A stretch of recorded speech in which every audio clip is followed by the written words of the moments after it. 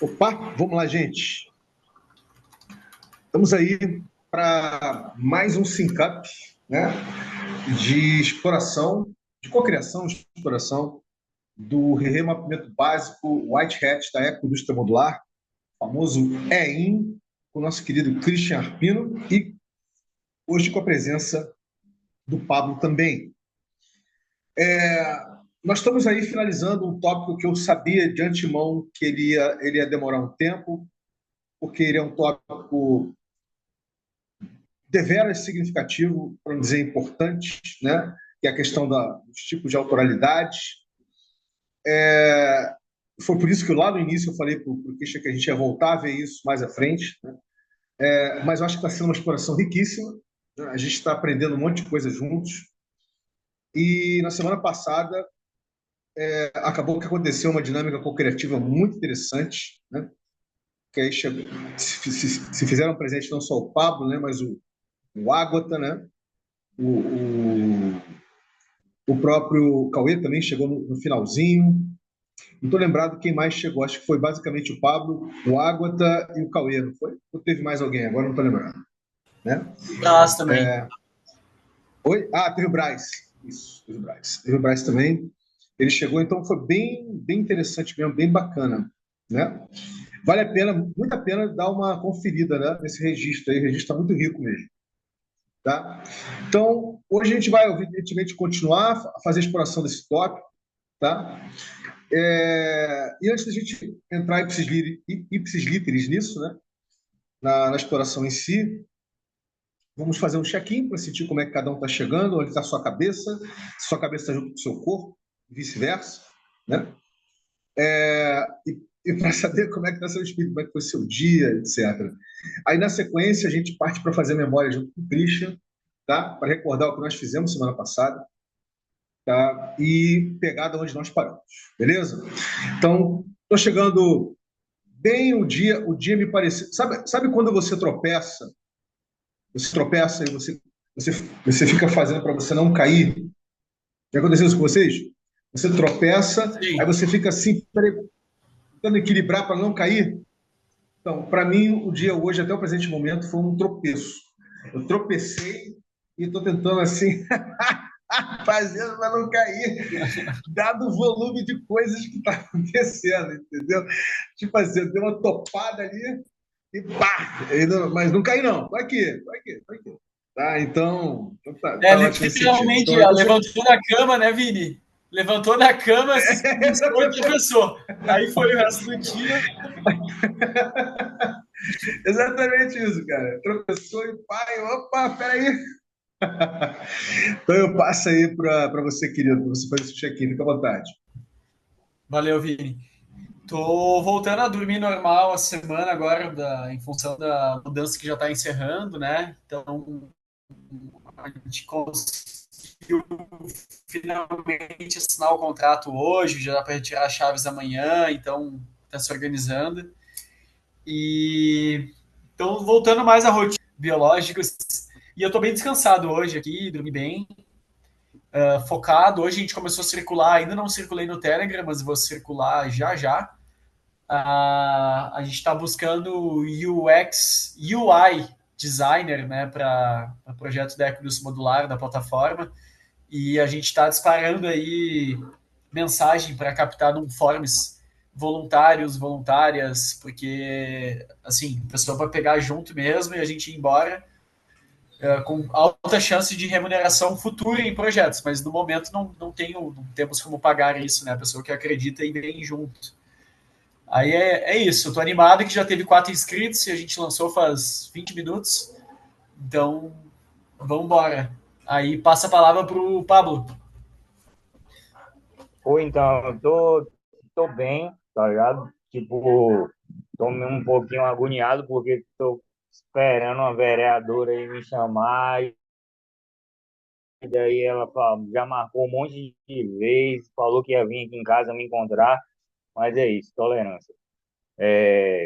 Falei aí com o Vinícius, com o Vinícius, porque meu primo quer colocar energia solar lá, velho. Aí daí eu falei, ó, conheço uns caras que faz. Aí estou esperando orçamento, mas para outras tecnologias a gente também está aberto, entende? E assim, é que esse meu tio, ele tem 40 anos de trabalho na Seplac, ele conhece todas as fazendas da Costa do Cacau da Bahia. Ele é conectado com todas as fábricas de chocolate da Bahia também. Assim, se fazer numa indústria, numa fábrica e der certo, é o que todo mundo quer, é se livrar da eletricidade, entendeu? Ele tem um custo de R$ 2.000 de eletricidade por mês. Tem uma filha que mora nos Estados Unidos, é casado com um milionário. O cara acabou de comprar um apartamento de R$ 8 milhões em Salvador. E o cara quer investir na fazenda. Assim, tipo, na hora que ele falou, eu lembrei logo. Falei, ó, aí eu ainda falei, eu conheço um cientista que faz isso. Ué. Aí, assim, a oportunidade é isso, né, velho? Se demorar, ela some. Mas é isso, tô animado. Legal. Obrigado, Pablo. A gente pareia na sequência a falar disso. Só um comentário, o Vitinho tinha me adiantado. Cara, dificilmente painel solar a gente vai bater o orçamento das empresas que já trabalham com isso, fazem grandes importações, tudo mais. Aí é uma questão de, se quiser solar, a gente apresenta um orçamento, mas a gente não desenvolve painel solar, né? A gente compra. Já o microaerogerador, microhidrelétrica, a gente desenvolve. Aí é tecnologia nacional, feito tudo aqui. Aí com a gente, pode deixar Pô, que a gente então, faz nesse é sentido. assim, funcionando, dando a solução, velho. É aquilo, né? Perfeito. Vamos falar na sequência aí. Pegar as coordenadas da Terra ali, eu já consigo montar esse projetinho para vocês. Agora, essa semana, eu voltei à vida, Pablo. Então, vamos tirar o Massa. atraso aí, a pilha de coisas. Ó, e assim, outra coisa também. Na Secretaria de Educação tem 1 milhão para ciência e inovação, velho, parado.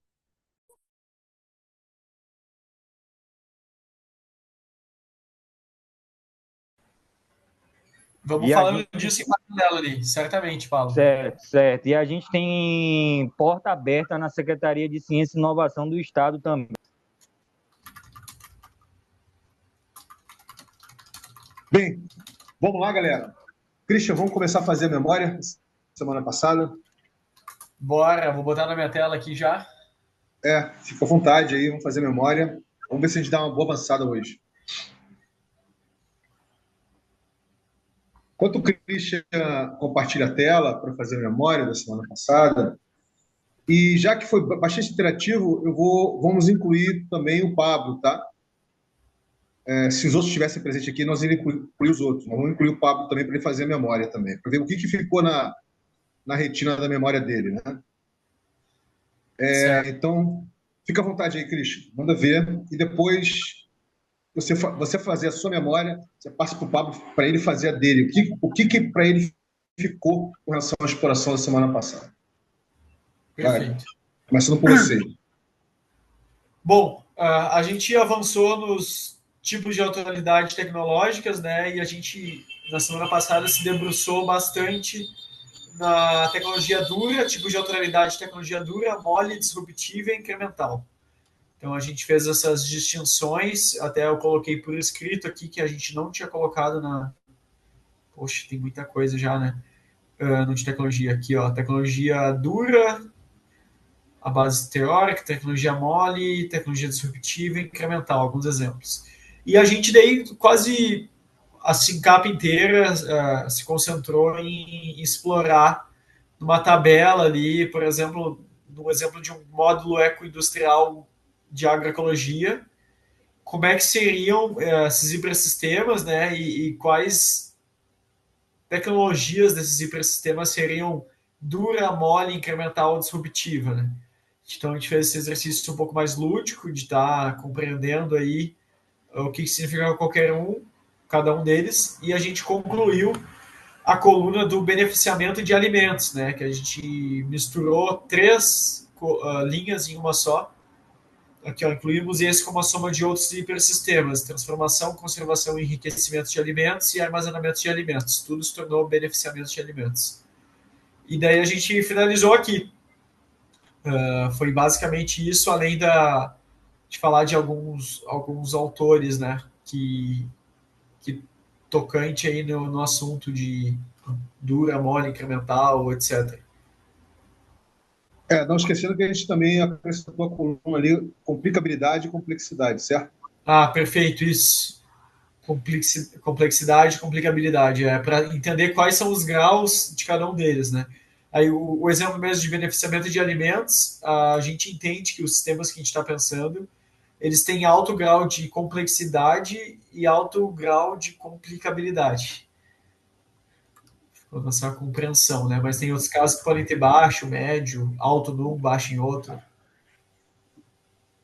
Com Bom, isso aí, maravilha, Cris. Então passa agora para o Pablo. passa para o Pablo aí. Então, foi muita coisa que a gente falou, né? As coisas que eu lembro foi moedor para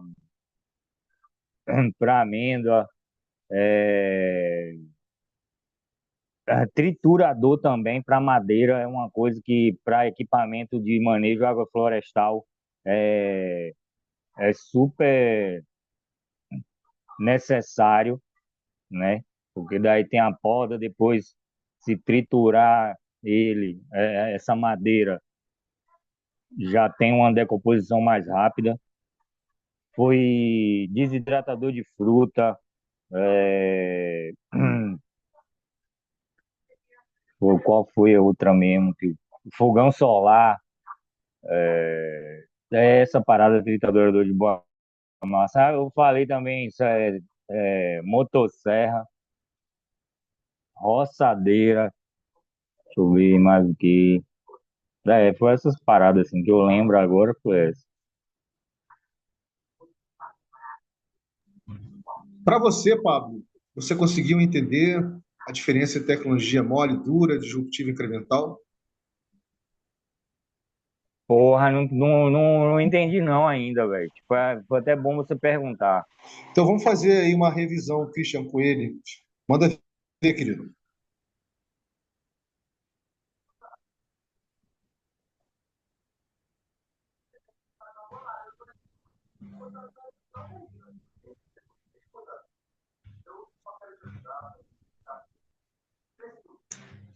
Você está mutado. Esse Miro não fica, não dá para compartilhar ele não pra gente ficar estudando ele depois, não? Ele tá, Ele é Cocati? aberto. Ele é Ele é aberto. aberto. A gente manda o Né? link de novo. Manda o link aí, porque isso aí é fundamental para a gente aqui, velho. Fazer umas articulações. Aqui, ó. Tá. Bom, eu tava falando já, mas estava mutado, né? Depois eu vou mandar aqui no chat aqui, Pablo. Depois eu mando para ti É. também. Bom, a distinção, quando a gente fala de tecnologia dura, na verdade refere-se a tecnologias físicas, né? Ou seja, aquelas que são passíveis de serem transformadas a partir de matérias-primas, equipamentos e instrumentos. Então, é a tecnologia tangível, sim, né? Uma roçadeira é uma tecnologia dura, roçadeira Entendi, solar é uma tecnologia dura, assim por se dizer, duro porque é tocável, né? entendi. E a autoralidade em tecnologia mole, no caso, o que é uma tecnologia mole? Ela é não tocável, ela é uma tecnologia de processos de conhecimento, um algoritmo, um software, por exemplo, uma metodologia, todos são tipos de tecnologias moles, então eles não é tocável, né? É mole nesse sentido. E então, se tiver a ideia de um algoritmo, um processo de manejo agroflorestal mais eficiente, isso trata-se de uma tecnologia mole. Quando a gente fala de tecnologias disruptivas, a gente está falando sobre uma tecnologia que ela tem um grau de inovação que, quando ela se torna pública, digamos assim, ela vai ao mundo, ela transforma o mundo, ela disrupta a cultura, a sociedade, o mercado e transforma aquilo de uma maneira que nunca mais volta a ser como era antes, né? A gente chama também de ponto de ruptura, né? É um momento que tu rompe ali, tu não volta mais antes. Uma vez disruptado uma cultura, um mercado, é difícil voltar. Então, Entendi. o que seria uma tecnologia disruptiva? Digamos, o Uber, quando o Uber surgiu, ele foi disruptivo. O Airbnb, quando surgiu, ou o Quinto Andar, ou mesmo o Nubank, veio como banco digital na América Latina, também foi disruptivo. Então, tu vê que depois que surge o Uber, coisa assim, é difícil tu voltar a pensar em ônibus ou táxi, né? Mudou drasticamente para sempre aquilo ali. Então, esses são tipos de tecnologias disruptivas.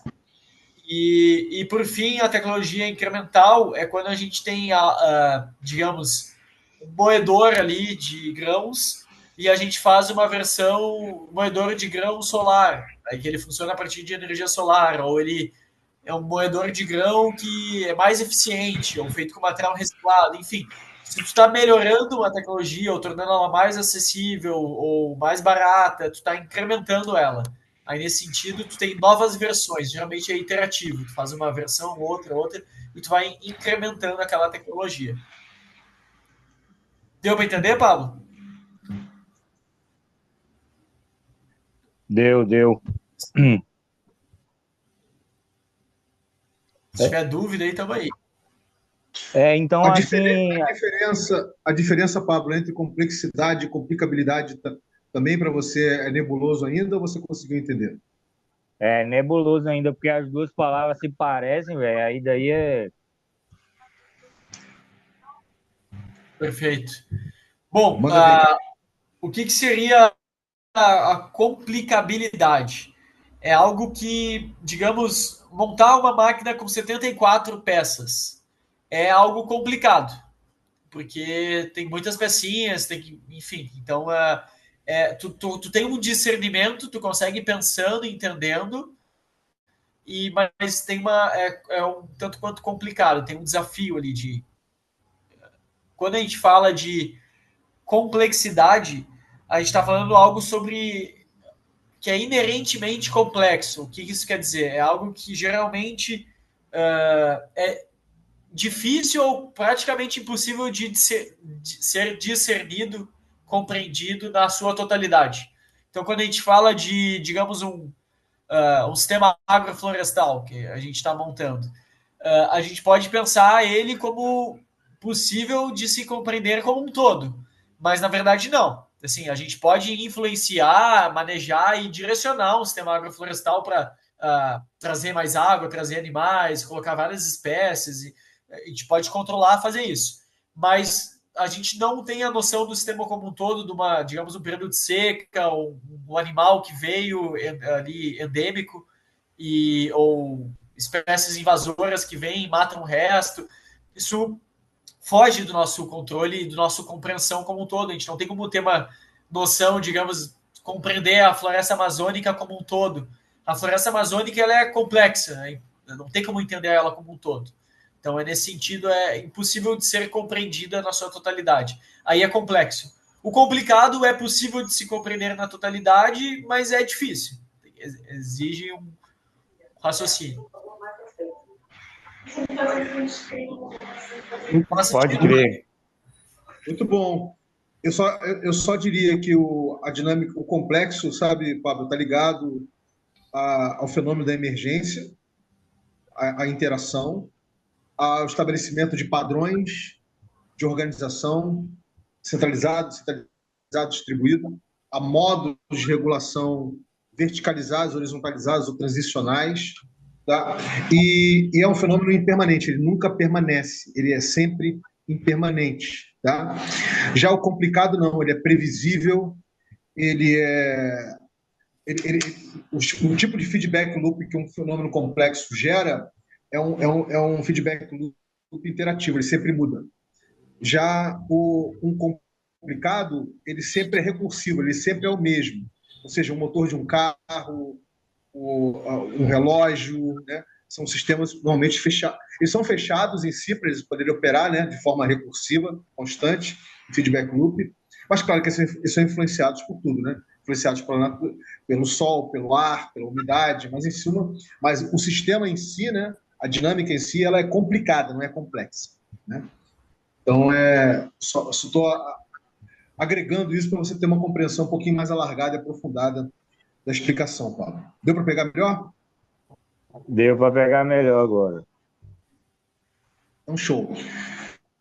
Então, nós vamos fazer hoje, Christian, o seguinte: como você está fazendo um trabalho muito bacana no assíncrono, tá? Vamos pegar hoje a biomimética, tá? E nós vamos explorar hoje a biomimética sobre a ótica dessas 4 dimensões aí, né? Levando em consideração o complicado e o complexo. Por quê? Porque a biomimética, de muitas formas, ela é a essência do trabalho da ecoindústria modular, entendeu? Ou seja, no sentido de encontrar, né, materiais renováveis, materiais ecológicos, no sentido de da gente poder fazer, da gente se inspirar, né, no design da natureza, se inspirar na própria natureza, na complexidade da natureza, para a gente poder encontrar soluções, né, diversas, enfim. Então, a gente vai hoje fazer uma exploração em cima da biomimética. Eu vou perguntar para o Pablo. Pablo, você já ouviu falar em biomimética? Não, fala aí para mim. Então, o Christian, com certeza absoluta. Então, querido, compartilha um pouquinho do seu entendimento, da sua visão da biomimética. Beleza. Bom, a biomimética, Pablo, é bem interessante porque ela é um campo bem vasto, assim. Ela pode ser usada no design, na engenharia, teorias comportamentais e uma série de coisas assim, em sociedade. Mas, em essência, é algo simples, que é a gente se inspirar na natureza para fazer algo. Então, por exemplo, quando a gente projeta um trem-bala, a gente faz o bico do trem-bala, a gente buscou inspiração no bico de golfinhos, de pássaros, para conseguir entender o desempenho aerodinâmico que os pássaros, os golfinhos têm, no caso hidrodinâmico, para projetar um trem que andasse em altas velocidades. Outro sentido mesmo é o projeto de aviões, né? O sonho da gente voar, fazer algo que voasse mais pesado que o ar, ele veio a partir da inspiração de ver os pássaros voando, né? Então, por muito tempo, a engenharia imitou, fez a biomimética e até hoje, né, os designers de aeronaves têm grande inspiração em perfis aerodinâmicos ou formas de asas de pássaros. Por exemplo, a gente tem aviões que são mais triangulares, outros que são elípticos, tem vários tipos e a gente tem também vários tipos de pássaros que tem esses modelos, né? Então, no geral, é quando a gente busca inspiração na natureza para fazer algo humano, né? Antropocêntrico ou até, no caso, biofílico, né? A gente pode, nesse sentido, a arquitetura modular, ela busca o amor à vida e a inspiração da natureza para fazer designs que façam com que a vida prospere mais, né? E se torne mais abundante. Então, seja para modelo de governança, seja, por exemplo, os módulos da ecoindústria modular, eles são literalmente células regenerativas para a gente na ecoindústria modular. E quando a gente monta um parque ecoindustrial modular, a gente chama esse parque de um organismo industrial, porque ele tem um próprio metabolismo, ele processa matéria-prima, ele tem dejetos, aí tu pode ter nesse organismo, né, vários organismos multicelulares, tecidos, órgãos dentro dele que vai ter certas capacidades, né? Então, interessante notar que a biomimética ela acaba sendo uma inspiração literal e não metafórica. Não é dizer, tipo, metaforicamente é como se fosse o bico do pássaro. Não, o projeto do avião é literalmente como o bico do pássaro. Entendeu? Então é literal, não é uma questão metafórica. Deu para pegar, Pablo? Deu para pegar, pô. Eu lembrei aqui na NASA tem uma representação de uma abelha. Aí daí, tipo, eles explicam que a física da asa da abelha não é para ela voar, não, velho. Mas ela não sabe disso, mas ela consegue voar.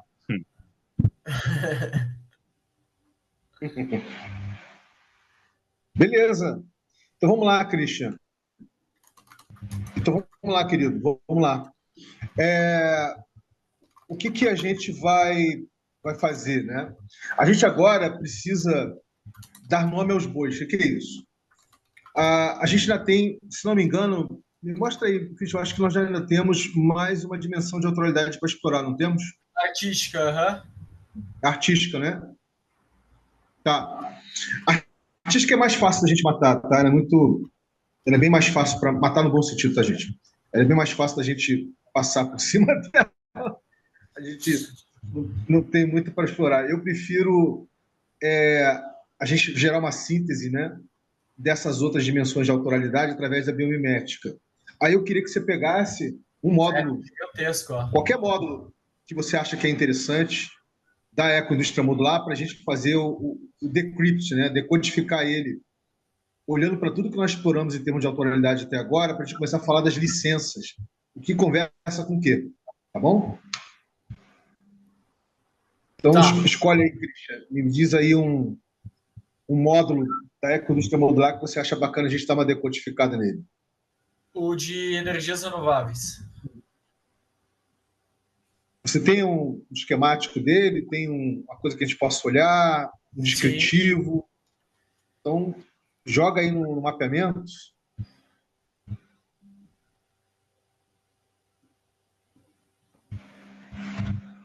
Tanto aqui, ó. Vamos lá. Quanto aqui. Opa. Pra cá.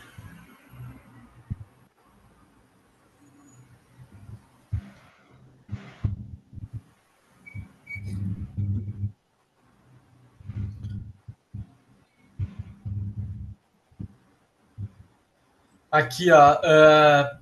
Aqui não está propriamente o módulo, tá? É uma aplicação do módulo, porque para ter o módulo teria que ter os meios de produção do aerogerador, da microhidrelétrica, Boitatá, tudo num lugar só. Então, o módulo em si ainda está sendo modelado, a gente vai incluir ele no projeto aqui, mas a gente tem as energias renováveis aqui feitas a partir do módulo em si, né?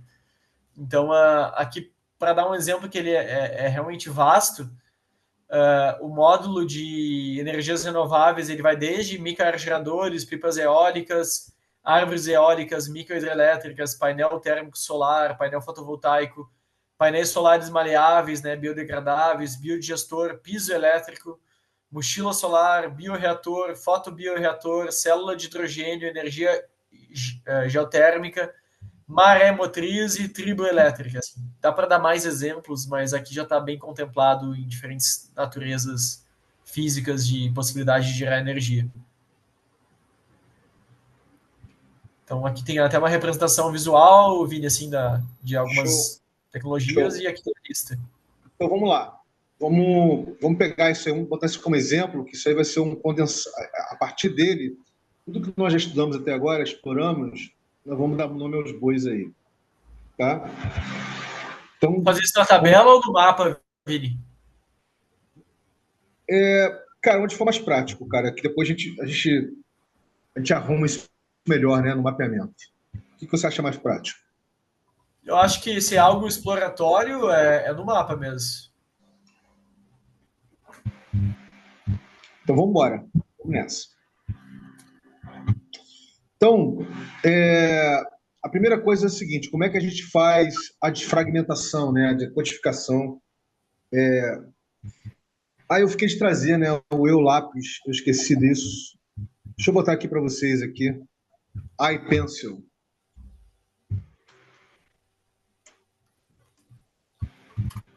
Você conhece o iPencil? Eu não me lembro agora se eu conheço. Eu vou botar para você aqui o e-book do iPencil. É aquele que tu escreve em qualquer superfície e ele digitaliza? Eu vou botar aqui para você a gente vai. Esse aqui é um exemplo. Não, não é isso aí não, cara. Esquece isso. Deixa eu botar aqui para você. Você abre Botei para você no chat. Abre aí para a gente dar uma olhada.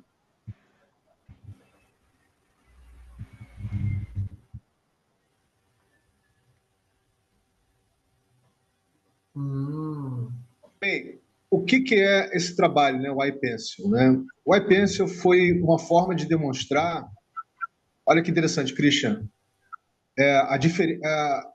o que havia de complicabilidade É um registro. na nova ordem macroeconômica que surgiu no pós-Segunda Guerra Mundial e o que havia de complexo. Né? E foi uma forma de mapear todos os materiais, por exemplo, e todas as etapas de fabricação de um lápis. Né? O que, segundo o autor, seria impossível para uma pessoa só fazer um lápis. Ou seja, tal o volume de materiais, o volume de processos, o volume de setores e indústrias envolvidas para produzir um lápis. Interessante, né? Isso é um trabalho da década de 50 do século passado. Tá? Vale muito a pena você dar uma lida nele, que você vai se amarrar, tá? Para você conhecer. A gente hoje vai dar uma de iPencil aqui, tá? A gente vai literalmente, eu lápis, né? A gente vai literalmente fazer a desfragmentação, né, desse módulo. Então vamos começar pelos materiais. Né? Você saberia dizer, assim, Cristiano, quais são os materiais que compõem esse módulo que você colocou em destaque? Sim, mas eu queria só ver como é que a gente começa aqui, Vini. Eu vou puxar a raiz da onde. Não. A gente precisa botar a gente precisa fazer o decrypt, né? O decode do módulo, em termos informacionais. Depois a gente bota a imagem dele, coisa e tal. Mas, porque assim, um biodigestor já é uma coisa complicada, certo? A gente precisa saber. Eu acho que pegar ele todo é complicado. A gente pode pegar uma parte dele para fazer como exemplo aí. Pega uma parte que você acha interessante desse módulo. Ele já está nomeado, já tem numerações aqui, né? Então dá para. Então vamos embora. Deixa eu pegar aqui. Então vamos lá, porque a gente vai começar a falar dar nome aos bois e ver as licenças que vamos conversar com cada uma das coisas aí. Tá. Eu só quero colocar uma. Não lembro como é que faz isso. Então pega lá, por exemplo, vamos lá. A gente tem aí um sistema, um hipersistema, né? Ou seja, nós temos vários sistemas que fazem parte desse sistema, né? Que compõem o módulo, né? Então a gente vai ter que olhar cada subsistema do sistema, né? E em cada subsistema a gente vai ter que entender quais são os materiais que são usados para gerar aquele sistema. Tá, eu acho que eu já fiz isso, Vini. Aqui, ó. Você já fez isso na Wiki, né? Já. Ótimo. Então agrega lá, por favor. Tá. Olha que bonito. Uau! Show. É o desenho do hipersistema, eu acho, gigante negócio. De uma caixa trituradora. Uma trituradora de plástico. Isso aí é um bom exemplo para a gente trabalhar. Explica um pouquinho o que você fez aí para a gente poder entender. Eu acho que eu vou ter que. Acho que vou ter que vir aqui, ó.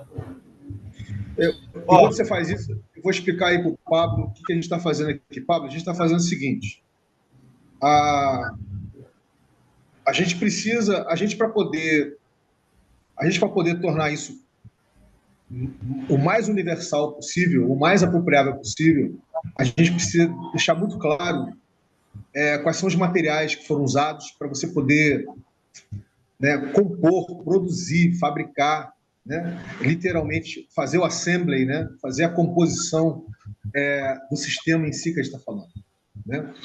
E saúde. Vai dependendo do que nós estamos falando, muitas coisas vão conversar com o que já está licenciado de forma livre aí fora.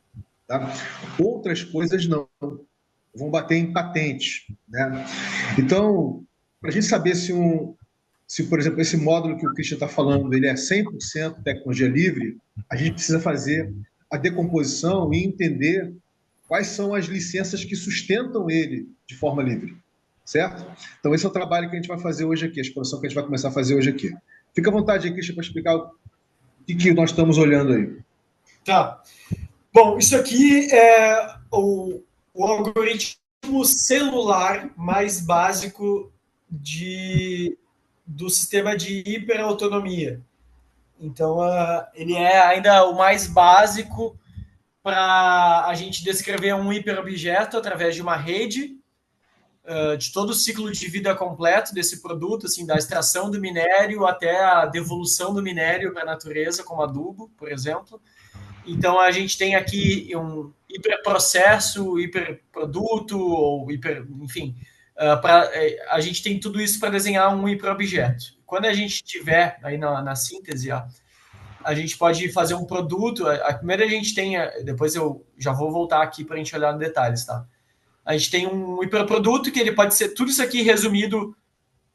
Ele na prática é maior do que isso, tá, gente? Ele é bem maior do que isso aqui, a rede, mas ele pode ser resumido numa outra dimensão só pelo verdinho central, a trituradora.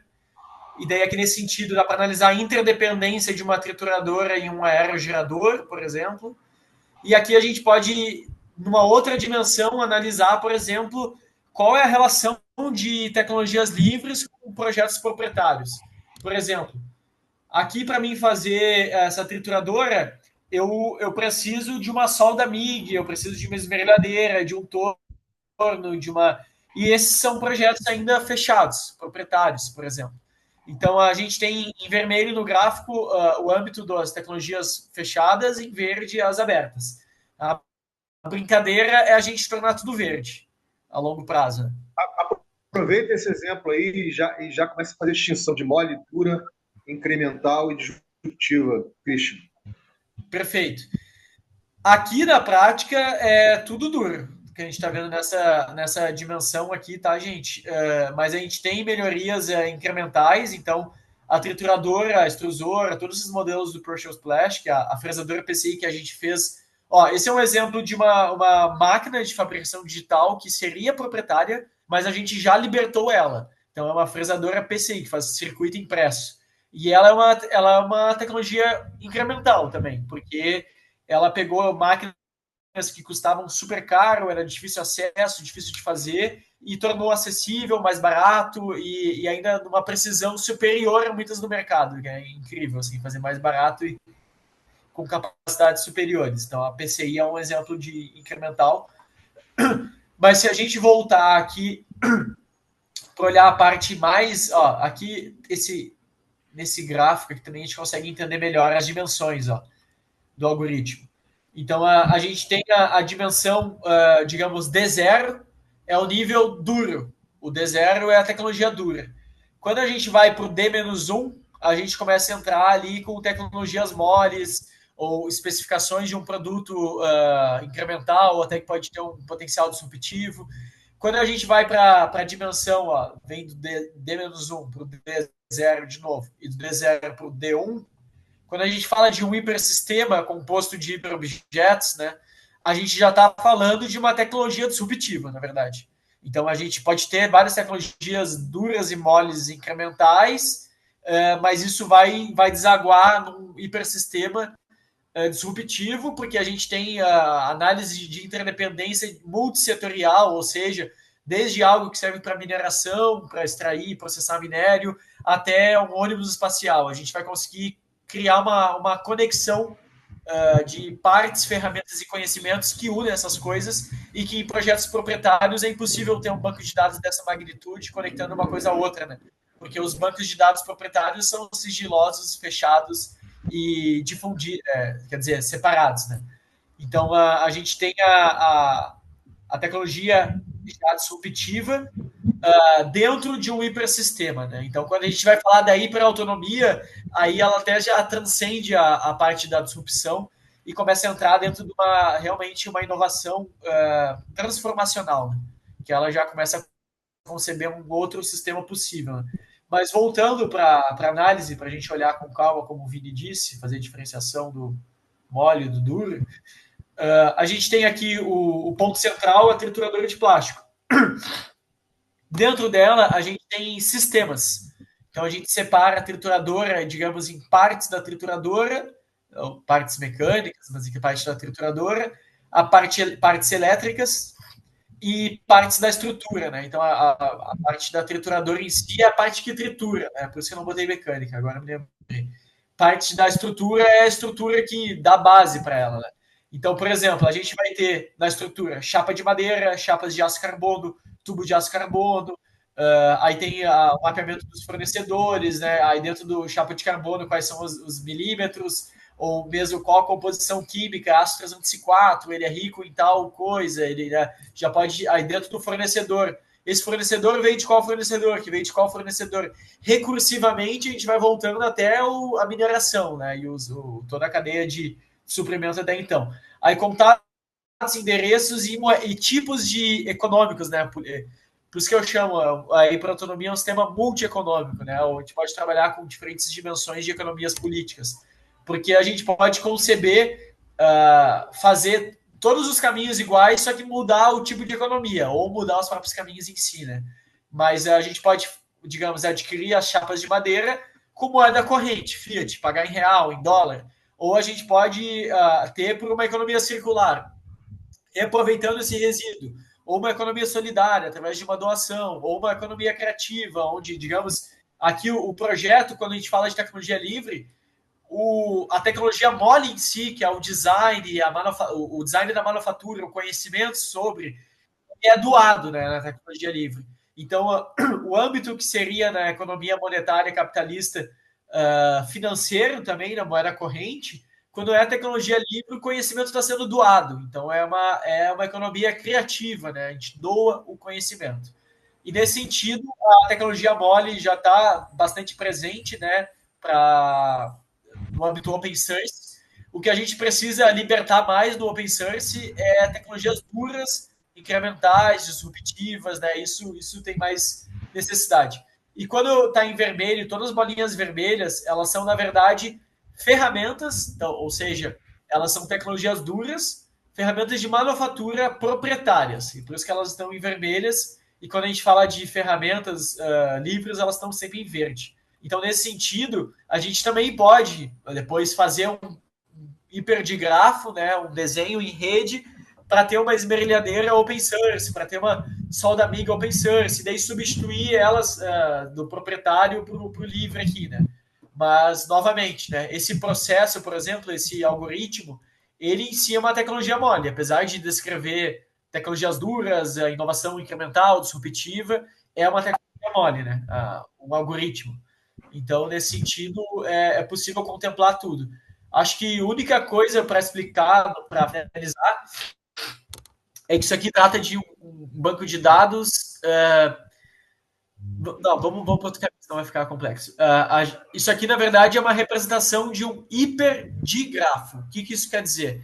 É que ele é um gráfico direcionado, ou seja, ele tem seta, as coisas podem ir e voltar, porque se tu tem só um grafo, ele tem uma conexão sem direção, sem seta, só conecta. Então, ele é um grafo direcionado, ele tem uma direção sempre, mesmo que seja indo e voltando, ele tem as direções. E por que ele é hiper? Porque, na verdade, tem muitas conexões e nozinhos, bolinhas, que ainda estão ocultos aqui. Que a gente, no hiper, a gente pega, tipo, um monte de informação e a gente representa de uma forma mais simples, suprimindo certas conexões que não precisam aparecer nessa dimensão. Então, é por isso que ele é hiper, né? Nesse sentido, esse algoritmo, a gente pode representar um prédio, uma alteração genética, um avião, uma turbina eólica, ou qualquer coisa do tipo. É uma representação, Pablo, de alto nível, de high level. Né? De alto nível no sentido de você não tem detalhe, você tem síntese das coisas aí. Né? Você ainda pode quebrar mais ainda, você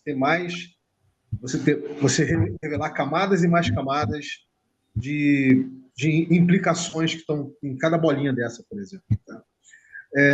Muito bom, Christian. o bom de trabalhar com você, que fazer essa exploração, é que você já, esse trabalho que eu ia fazer, você já está com ele pronto, você já adiantou muita coisa mesmo. Então vamos lá, antes da gente continuar aqui, vamos abrir para apreciação e dúvidas e questões do Pablo aí. Pablo, deu para pegar, querido? Deu para entender alguma coisa, assim, tipo, essa parada do hiper aí, da tecnologia aberta, deu para entender, assim, do, do algoritmo também.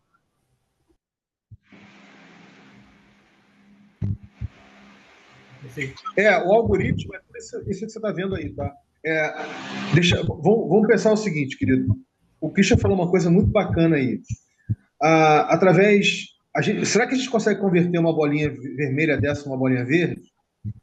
A gente conseguindo converter uma bolinha dessa em uma bolinha verde, a gente pode estar abrindo todo um campo de exploração para tecnologias livres, entendeu? A gente pode estar saindo de uma economia política baseada no monetarismo e indo para outra que não é baseada no monetarismo, entendeu? Então, assim, o bacana desse tipo de representação, tipo de exploração, é você perceber como é que isso é móvel, como é que isso é transitável, né? Isso aí não está colocado dessa forma como o Christian colocou, isso aí não está estático, isso aí é altamente interativo, isso pode mudar a qualquer momento. Tá? Isso aí não é um sistema estável, essa é uma correlação. Outras correlações que a gente possa estar explorando, entendeu? A gente, por exemplo, biomimeticamente, olhando para a natureza, gerando novos materiais que vão substituir alguns que estão aí, que são proprietários, por exemplo, e vai por diante. Então, é isso que é interessante. E agora, Christian, eu queria compartilhar a tela aqui, querido, que eu quero mostrar para você um tipo de licença que eu acho que vai conversar muito, né?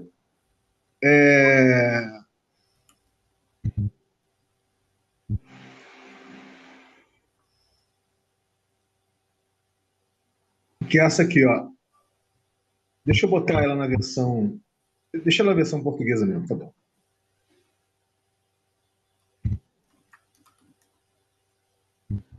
Abriu aí? Abriu. Então tá. Então, para quem não conhece, a PTP Foundation, meu querido amigo Michel Bauer, já está aí há tempo, desde 2005, né? Eu faço colaboração com ele há muitos anos. E a gente mapeou. Pera um momentinho, só que eu gosto de me despedir da minha namorada sempre quando ela sai. Um momentinho só, peraí.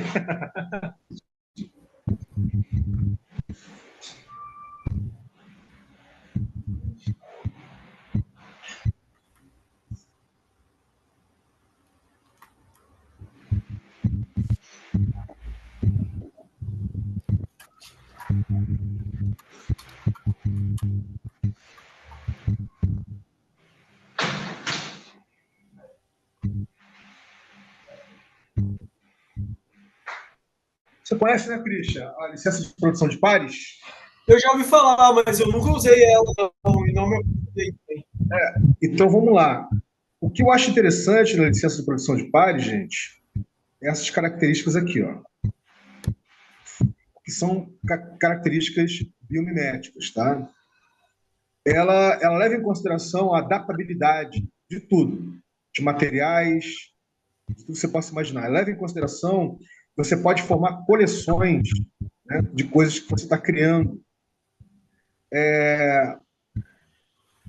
Leva em consideração a questão da distribuição, né? A própria obra, né? E a questão da reprodução. A questão que eu acho interessante aqui é que ela é totalmente modelável. Ou seja, diferente do Creative Commons, que já tem categorias, né? Já tem categorias colocadas ali de como você vai trabalhar, a licença de produção de pares, ela é totalmente modelável, né? Então, ela cai que nem uma luva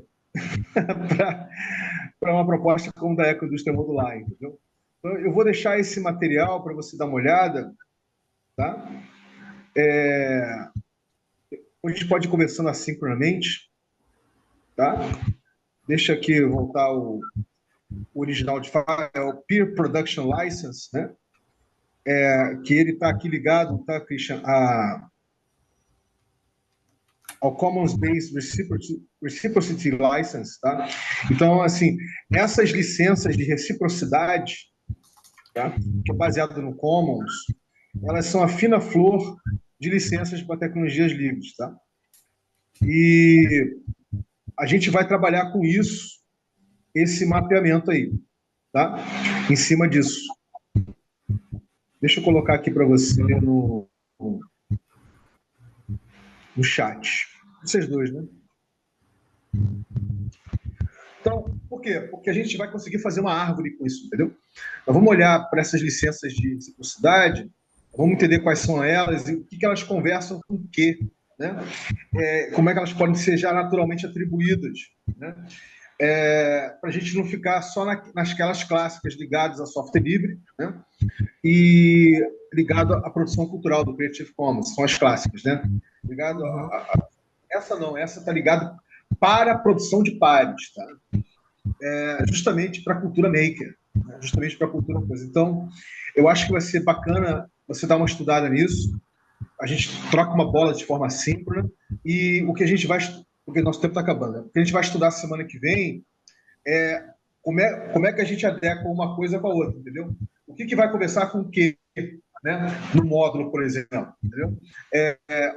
Qual licença que a gente vai poder usar para materiais, para o equipamento em si, entendeu? Isso que eu acho que isso vai ser bacana, né? Porque a gente vai ter, a gente já vai conseguir ter uma noção de como a autoralidade de qualquer projeto da ecoindústria modular conversa em qualquer situação, em qualquer contexto, entendeu?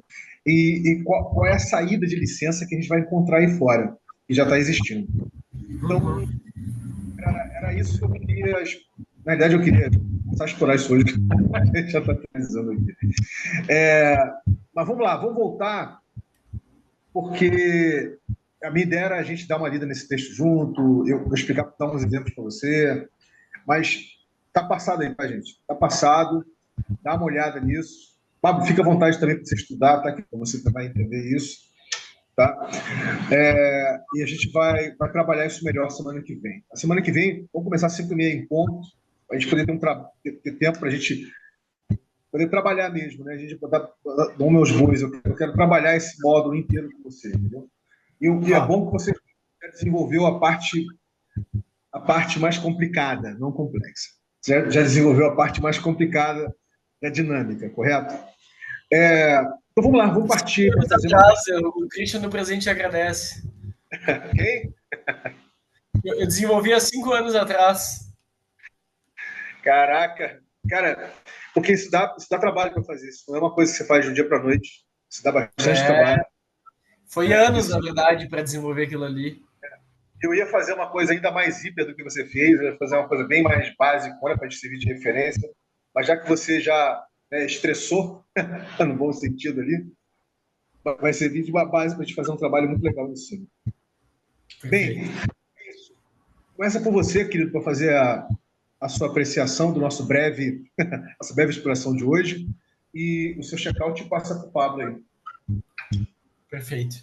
Bom, estou bastante feliz com sim, o mapeamento de hoje e gostei bastante dessa citação. Eu escutei esse tipo de licença remotamente em algum momento no passado e aquele tipo de coisa que passa batido, assim. Então, feliz que veio nesse momento, vou conseguir ler com calma, me aprofundar também na conexão dessa licença com outros tipos, ou entender a raiz da licença e, enfim, como ela se conecta com licenças de hardware livre, de software livre, de conhecimento aberto. É muito, muito bacana mesmo. Eu acho que só por isso já valeu, além da interação contigo, Vini, e contigo, Pablo. Eu acho que, sim, saio bastante contente e mais rico do que entrei, sem dúvida. Com isso, passo a palavra para o Pablo fazer a apreciação e o check-out dele também.